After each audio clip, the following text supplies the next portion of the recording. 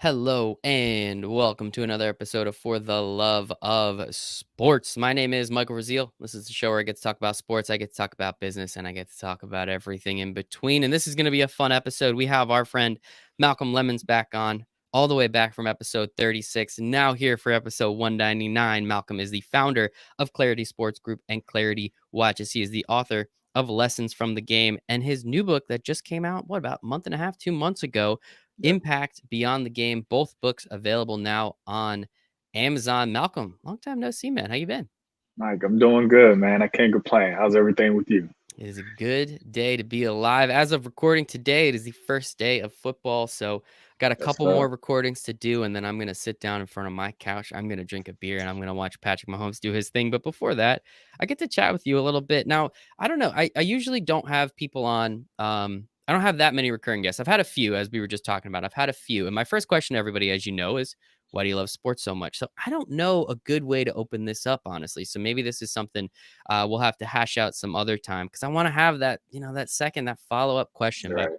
I don't know if I have it. So we can just jump right into it. Because one thing that I noticed when doing a little extra research on your book, excited to talk about that. The second book that you have coming out again, Impact Beyond the Game, available now on Amazon. Number one bestseller, if I'm not mistaken. Yep. Um, your your sports group changed from Players Point. The name of it changed from Players Point to Klarity Sports Group. So I'm kind of curious where and why did this name change occur in the last what seems like couple months? Yeah, man. So I mean, I've been, going through different iterations trying to figure myself out the past couple years. And one word that, really kind of sticks out to me and kind of encapsulates everything that I want to be and want to find in my life is clarity. And so I really the name just kind of came to me, and I kind of wanted a fresh start and kind of revamp everything that I was doing and really just take 2020 to start from the ground up, so to speak, and just build myself back up in this industry. So change the name a little bit, but still keeping with the same mission, purpose, and passion of empowering and educating and providing resources for athletes. I love that, man. Yeah, I still love the mission. Everything stayed the same except the name. I actually like the name too. I think again, it does. Um, I mean, clarity. It's a nice word, right? And I also like that you went with clarity with the K, so that one of these Okay. days LeBron and Rich Paul are going to come scoop you up from Clutch. But until then, yeah, we'll give you a little bit of time. But until then, because I do think it's interesting, kind of rebranding, and as you said, with 2020 being a crazy year. I mean, what better time to do it, right? Like, there's no host barred. We can take 2020 to the woodshed. We could take it out back and just kind of get rid of it, hopefully, one of these days. But still got a few more months to go until then. So I guess Right. what was that like out of curiosity, right? Like, it's one thing to be you're very visible on the internet, very vocal, obviously. Again, love the passion behind what you're doing. Was there a little bit of an internal battle kind of with like, oh, now people are not I don't want to throw the fraud word around. I think that's a little ridiculous. But did you have any kind of internal debate with yourself on kind of how the outward world will view you kind of changing? Again, it's just the name, so it's not that big a deal. I don't really know how to ask the question, but I think you know what I'm trying to say, right? Yeah, no, no, absolutely. And I think that's a really good question and one I haven't gotten before. But I would say definitely, definitely, because people start to recognize and associate Hmm. your company's name with you. And I've kind of had the Players Point brand and that image for a number of years. But personally, I'm not afraid to kind of start back over and start from zero because that's what I came from. I started with nothing. It's not like this is a family business or something that has a legacy play behind it. It's something that I started, and if I feel in my heart it's the best thing to revamp and rebrand, then that's what I'm gonna do, and I'm not afraid to start back over by any means. So there was a little bit of internal Mhm. conflict and a perception of like what will people think about the name change, but at the end of the day, as long as I'm sticking, with the purpose and the reason why I'm starting the brand in the first place, then that's all that matters to me. 100%. And I think that's the only thing that should matter to everybody, right? I think it's pretty important to understand that. Like, we project others onto ourselves sometimes, or we project ourselves onto others as well. And it's really just that that's insecurities on yourself, right? Like, who cares? What's the worst they can say? Like, oh, you changed your name, Exactly. weird. It's like, okay, cool, that was it. All right, we're done. That was Right. easy. Again, we move on. But again, it's still the same passion, it's still the same business. I like the name more honestly now. I think it is Thank pretty you. damn cool. And again, clutch is coming for you one of these days. So we won't Hopefully. be talking too much about the business today. If anyone is curious, as I said, Malcolm was my 36th guest on this show way back in March, only about 6 months ago, almost to the date too, which is kind of funny. But go check that out. I'll make sure to put the link in the show notes for the podcast, as well as anybody out there listening on YouTube as well, so you guys can go check that one out. This one I wanted to talk about some of the new stuff though, because you got a couple new things going on. Obviously the name change. You're also dabbling in watches too. Yeah. How do you Hustling. that is a very new one I noticed. How did you Where's the watch game come from? Has that always been like a passion of yours? Are you a watch guy? Always been passionate. Always. I remember the first watch my mom bought me, and I'm not like an avid watch collector, but I've always worn them. Mhm. And even like throwing on a nice suit, going into an event, or speaking on a panel. If you see any picture, I'm wearing a watch, and so I've always loved them. But it really kind of the mission behind why I wanted to start the brand was more so because of everything that's been going on with the world as far as police brutality, social injustice, and me wanting to make a bigger impact, and to really have a company that stands behind supporting campaigns and initiatives to make effective change in the world. And so I say we're a social impact company disguised as a watch brand. So it's really combining that passion to make it a passion for watches, and a purpose to make a difference in the world, and combining those two things to bring you Clarity watches. And going back to that word clarity, it's so important to me, and I wanted kind of to align the company with the watch to mean something bigger, and to really have a strong why behind it. And so, being in the house, almost 24/7 during COVID, you start to dabble in new projects, and this was something that I just wanted to get started, and the response has been really good so far. I love that, man. I love it. And if it's something that you're passionate about, something that you've always enjoyed, I know it's kind of more minimalist watches, correct? Yep. A little bit easier. I like those a lot more. I think those gaudy ones that just like too much stuff going Too on. Like much. it's too Yeah. much, man. Like let's tone it down. I want it to be a piece. It's the piece of the puzzle, right? It's a piece of that suit and everything. It's a piece of your look. It doesn't have to be the whole thing. So I think that is pretty cool. And I love. I'm glad you did give the description, because I thought it was a really great way to do it. And forgive me, but I think I have to. It's clear that it's time to change. So I do think that's all that aligns pretty well. That you really, yeah, I love the mission. I love what you're doing. The joke clearly doesn't seem like it landed, so I apologize there. So I'm going to take that back.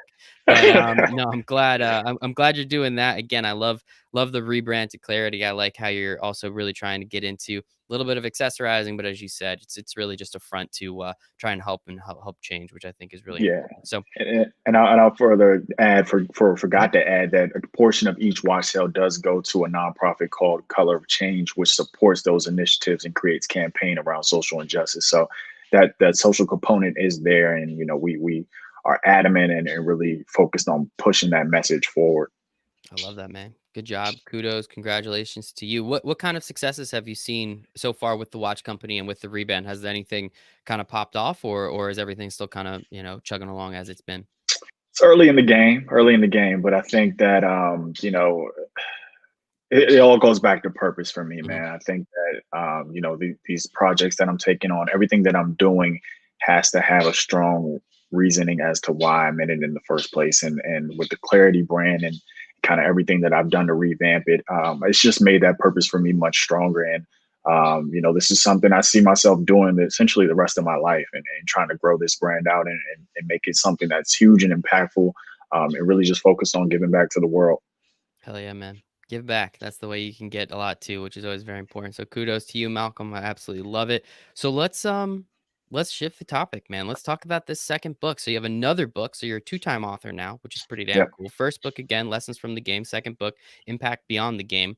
What was the reasoning? Why'd you want to write a second book? What was it? What sparked the creativity and the necessity to do it? Yeah, really good question. I would say, I've studied athletes' brands for a number of years, and just as technology and social media has begun to evolve, the importance of, um, an athlete's perception, how people see them in the world, and their ability to articulate their stories and communicate who they are outside of the jersey has become way more important. And I look back on some of the things that I wish I would have did differently during my athletic career, and some of the resources I wish I would have had. And so I wanted to write a book that addressed and bridged the gap between those two things, and really showed athletes how to maximize their value, because that window of influence is so short for every athlete, and once it's closed, and that attention is not there anymore. So what are you doing to capitalize on your platform during your playing careers, and how do you carry that over into life after sports? And that's really what Impact Beyond the Game is about, providing specific tactics, strategies, and different methods that athletes can utilize, whether that's online or offline, and then providing a lot of examples of athletes who have done it well and athletes who haven't. And that's what it is. It's a blueprint, and the feedback has been really good, from people who support athletes in general, and just trying to spread the word and spread this message about empowering athletes through their brands and through their platforms, and really getting them to leverage it more effectively. Yeah, I think it's awesome, man. I mean, it's a lot of what you're doing with your business, and heck, why not just kind of take all the expertise and get the information out there so everyone knows you're the guy to come to. And I think it's really important, right? We spoke about it last time. I've spoken about it with other people. We're going to talk a little bit about it again. Athletes, we think of the Tom Brady's of the world, we think of the Patrick Mahomes, the Sean Watsons of the world, but we don't think of that fourth string running back, that practice squad guy, and understanding that he was huge in high school, right? Like, you don't Right. accidentally make it to a practice squad in the NFL. We're talking 1% of 1% at this point. So that dude somewhere was a monster in high school. And then he went to Mhm. college and was probably pretty damn good in college too, right? Like those, we think about those fourth, fifth, sixth, undrafted guys. Some of those dudes were monsters. It's just they're not ripe for the NFL game. They're a little bit better for the college game. So they get some sort of understanding, they get some awareness, they get people to know who they are and what they do, and then they don't know what to do with it because they Right. then think that they're going to be the number one guy in the NFL, which we all know is impossible because there's only 32 quarterbacks in the NFL, so it's very Right. difficult. 33, I guess. Mitch Trubisky, shout out Mitch Trubisky, but it's really difficult for these guys to really continue to progress the way they do, and understanding where you come from. How have do and because this is going to be a weird part, like, have you made any specific pieces of this book about the new NIL, the name, image, likeness opportunities that are coming with college, or did you try to avoid that topic with the understanding that's not really implemented yet? We all just kind of know it's coming because the NCAA will crumble without it. Like, how did you kind of handle that topic, or did you try and go a little bit more general? I tried to go a little bit more general. I think that NIL is something that I foresaw a number of years ago, and it's part of the reason why I wanted to write the book, because I knew these changes were Mhm. coming at some point. I just didn't know when. So Yeah. the timing for the book couldn't have been any better. But I wanted the book to just provide tactics for all athletes, and I think it's really applicable to anybody really when it comes to building a personal brand. But as name, image, and likeness, we kind of transform into this new world for student athletes. It's definitely going to be a huge resource because of, just a lot of the specific tactics and strategies will be useful for a lot of student athletes, and them being able to monetize their platforms and figure out different ways that they could build their brands and build awareness, and maximize their opportunity as college athletes. So try to stay away from it a little Mhm. bit, but it'll definitely be helpful for athletes of all levels. Hell yeah, man. I love that. Get that book in some college kids' hands. Hopefully, it's the one book that they read that year and make a couple Yeah. bucks because That's I the never challenge right there. we'll see, getting man. But getting them to read.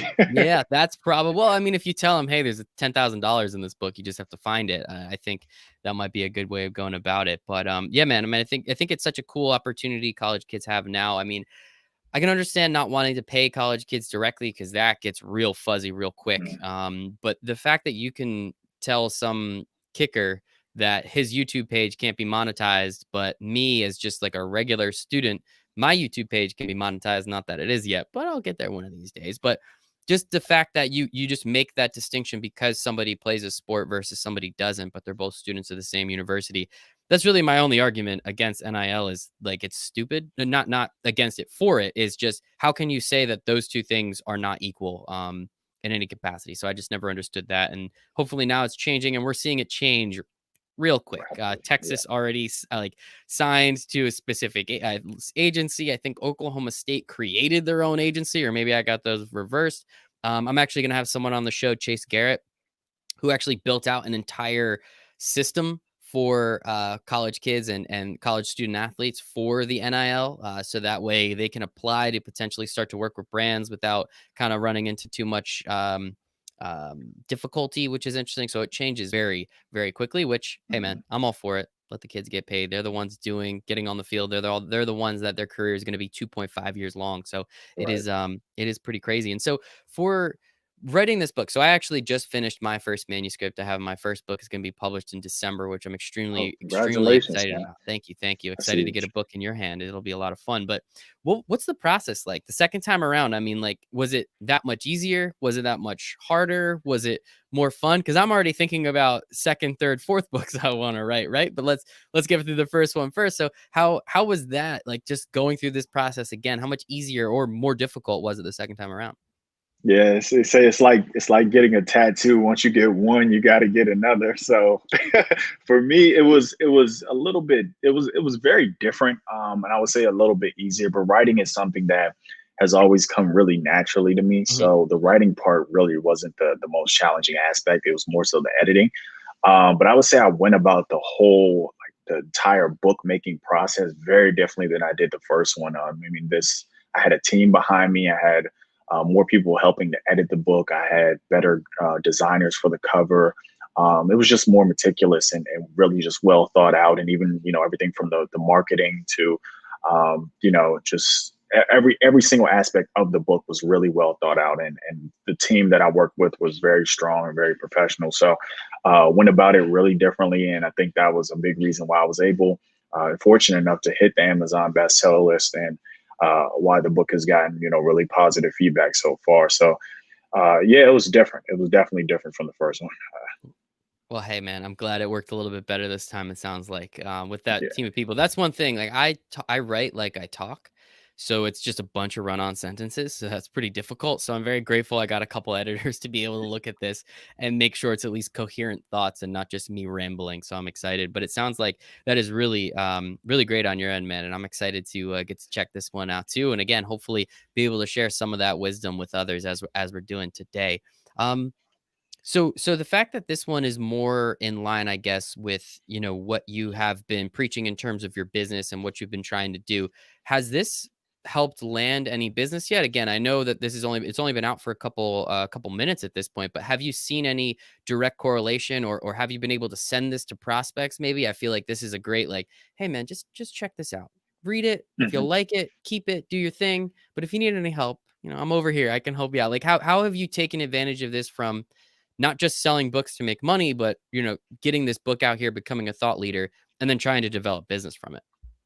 Yeah, I think that's one of the common misconceptions that people have when it comes to books is that they think that you write a book and people are just going to buy it. You're going to Right. sell a lot of Yeah, copies. that's not how it works. The odds are you're not going to sell Yeah. probably more than 500 copies. But the way that you leverage the book to either get speaking opportunities or clients for your company, or whatever the case might be, it's how you use the book to get something else. Mhm. And I would definitely say that the book has already afforded me, numerous opportunities from speaking on, panels to doing virtual panels with, universities and just talking to student athletes. So things of that nature. And then just me giving the book away for free, allowing myself to kind of build relationships with people, and just provide something that I think might be useful and a resource that might be helpful to them. And so you got to look at a book as like a business card and not look Mhm. at it as something to make money with. And I think that's the misconception that most people have when it comes to book. You got to leverage it in other ways and not try to sell a bunch of copies. So it's definitely afforded me opportunities so far and just looking for ways to keep that momentum going.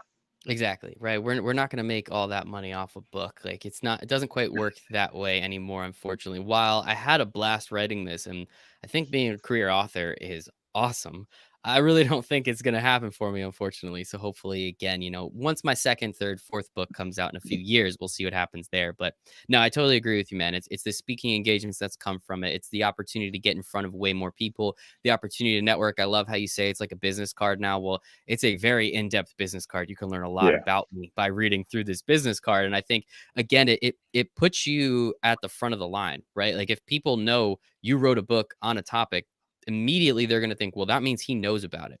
All I exactly. did was interview a bunch of people for my book and really just grabbed all the experts in the room.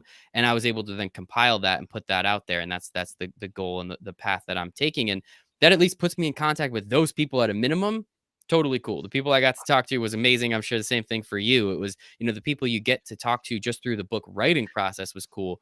After you sell a few copies, that's even better. That's cherry on top, right at that point. So I Right. think it's pretty darn cool. In terms of marketing, right? Like, obviously, you're here. That's kind of cool. Let's get the word out there. Let's get the message out there. We'll have a couple hundred people hopefully see this, notice this, and then you can sell a couple copies of the book. So anybody watching or listening, again, it will be in the Please show check notes. it You can out. grab it. Yes, you'll be able to Right. grab it on Amazon. I promise you that. But how did you go about the marketing? As you said, you had a great team of people behind you. What did you do, and how were you able to go about marketing the book and push the word out there that not only you did it, what it's about, but how it will then be able to help others and add the value to them?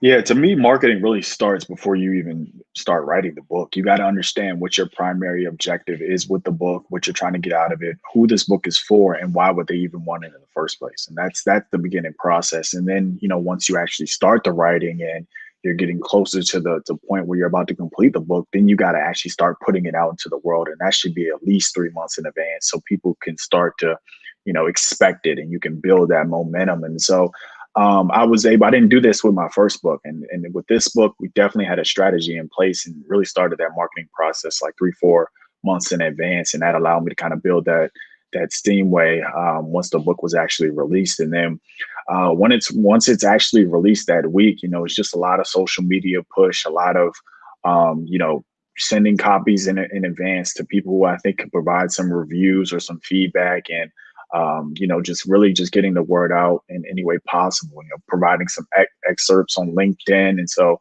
in a COVID world, you have to kind of think outside of the box and really be creative with your marketing strategies because even though everybody's online because they're not doing anything else, it's so much harder to break through the noise and to really capture someone's attention. So just thinking of different, unique ways I can kind of promote it and doing things to me that are unscalable. So, sending 10 direct messages on each social media platform a day, just asking people to check out the book or if I can send them a free copy, things of that nature. So, it's just putting in the work day in and day out and making sure that, all of the work that you put into the project continues to go on through the marketing and building that awareness long term.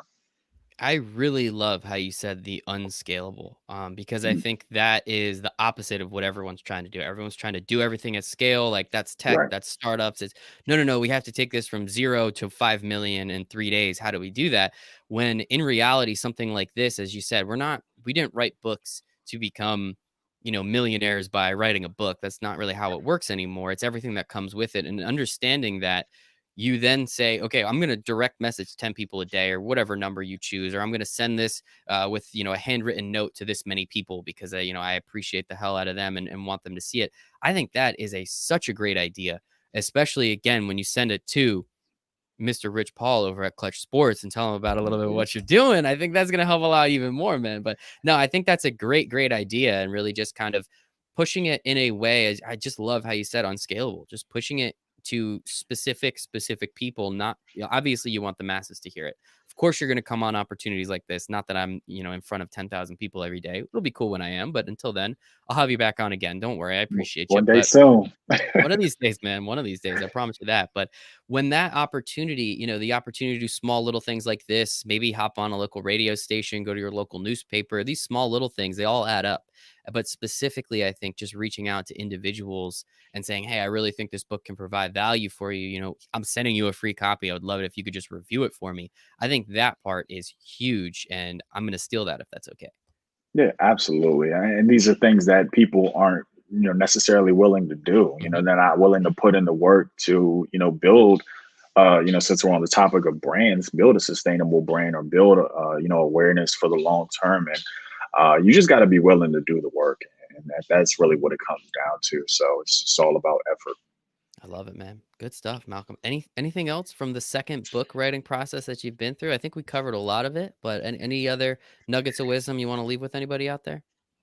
Oh man, writing a book isn't for the faint of heart. I'll tell you that, but it's probably one of the most rewarding things that I've ever done twice in my life now. So, just if you're gonna do it, stick to it, and really break down.